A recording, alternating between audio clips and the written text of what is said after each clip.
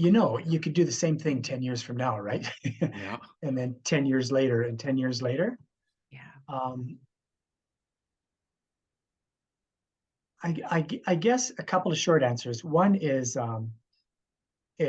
being just more focused on the issues and the sharing the strategies and coming with ideas.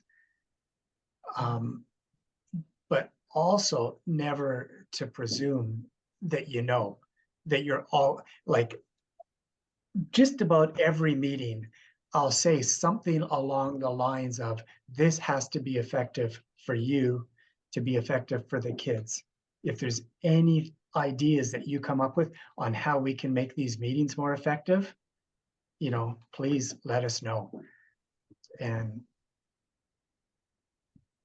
yeah, that's not necessarily something asked at the beginning. Yeah, I realized that it needed to happen. Yeah, I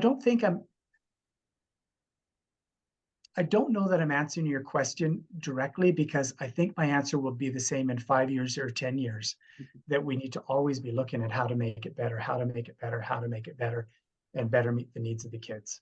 This question is brought to you by WeCollab.